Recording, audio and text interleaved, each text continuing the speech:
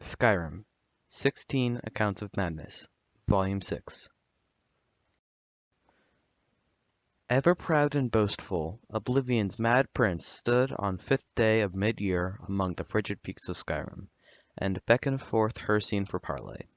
The huntsman god materialized, for this was his day, and the boldness of Sheogorath intrigued him.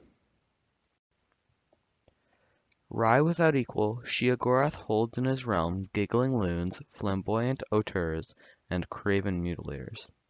The mad prince will ply profitless bargains and promote senseless bloodshed for nothing more than the joy of another's confusion, tragedy, or rage.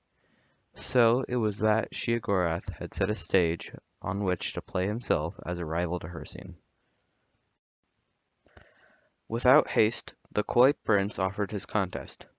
Each prince was to groom a beast to meet at his place again, 3 years to the hour, and do fatal battle. Expressionless behind his fearsome countenance, Hircine agreed, and with naught but a dusting of snow in the drift, the princes were gone to their realms. Confident, but knowing Sheogorath for a trickster, Hircine secretly bred an abomination in his hidden realm. An ancient Daedroth he summoned, and imbued it with the foul curse of lycanthropy. Of pitch heart and jagged fang, the unspeakable horror had no peer, even among the great hunters of Hircine's sphere.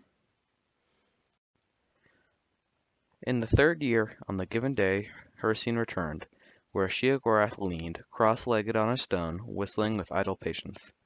The prince of the hunt struck his spear to the ground, bringing forth his unnatural snarling behemoth. Doffing his cap, sly as ever, Sheogorath stood and stepped aside to reveal a tiny colorful bird perched atop the stone. Demurely it chirped in the bristling gusts, scarcely audible. In a twisted, springing heap the Daedroth was upon the stone, leaving only rubble where the boulder had been. Thinking itself victorious, the monster's bloodied maw curled into a mock grin, when a subdued song drifted in the crisp air. The tiny bird hopped along the snout of the furious Daedroth. Sheogorath looked on,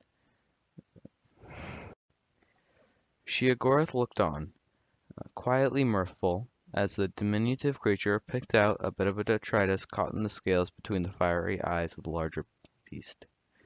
With howling fury, the were thing blinded itself trying to pluck away the nuisance, and so it continued for hours, Hircine looking on in shame while his finest beast gradually destroyed itself in pursuit of the seemingly oblivious bird, all while chirping a mournful tune to the lonesome range.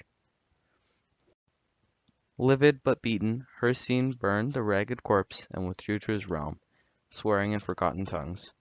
His curses still hang in those peaks, and no wayfarer tarries for the fear of his wrathful aspect in those obscure heights.